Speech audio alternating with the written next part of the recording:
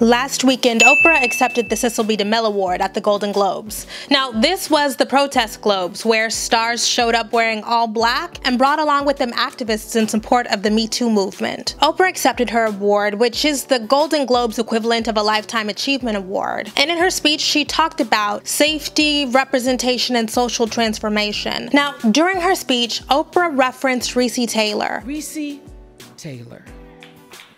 A name I know and I think you should know too. In 1944, Recy Taylor was a young wife and a mother.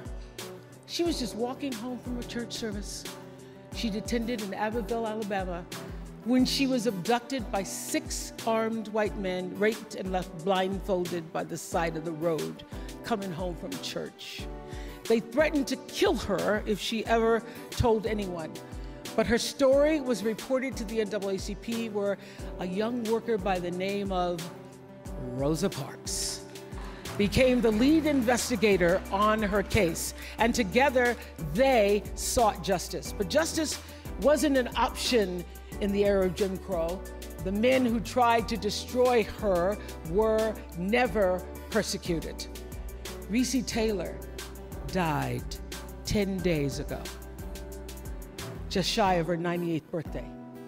She lived, as we all have lived, too many years in a culture broken by brutally powerful men. Oprah also talked about Parks' later activism. She talked about her own experience with Black girlhood, as well as the Me Too movement. The speech was extraordinary, like unbelievable. But in all this talk about the presidency that followed this one really exquisite moment, I feel like folks are missing what really made that speech extraordinary. It was the framing. Yes, Oprah is unfathomably wealthy now, but she was once a poor Black girl in segregated Mississippi. And she chose to zero in on Black girlhood and Black womanhood to make a much larger point about fear and abuses of power. Do folks not see how big that is? How rarely we see that on these kinds of stages? Okay, so let's explain. When I say trust Black women or listen to Black women, that's not to say that Black women are inherently infallible, that we can never be questioned, or that we should automatically assume a place of authority because of our identities. What's meant is if we take seriously the experiences of Black girls and Black women and follow the lead of the people who are doing work for those communities, not only will the suffering of those specific populations be alleviated, but it will transform our entire society. Everyone benefits. Well,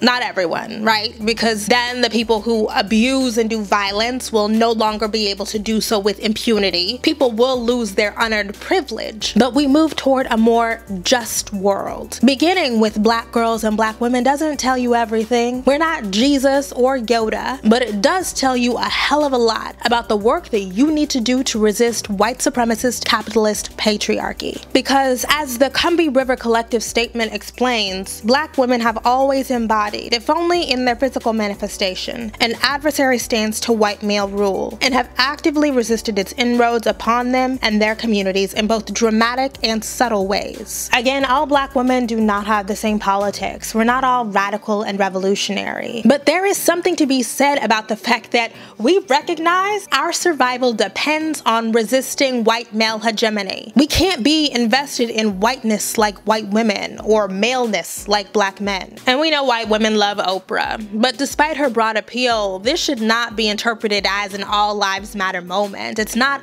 a call to universalize. It should compel us to dig deeper. It's really about the brilliance of using specificity to mold your interpretive frame. When we are made to think about the social forces and unequal structures that make these experiences possible, then it becomes completely nonsensical to try to pin everything on pathology or culture. We have to get into the root causes. If collectively we paid as much attention to the experiences of Black girls and Black women as we do to the white coal miners in West Virginia, that brings us much closer to the world that we desire. And yeah, in some cases that does benefit the Hollywood elite, but they don't own it. I get the cynicism. I get the critiques of capitalism and billionaires, but Rosa and Recy are heroes. And I am glad the most famous woman in the world said their names on stage. And I am glad that happened on a night made possible by Black women's activism. That's a moment.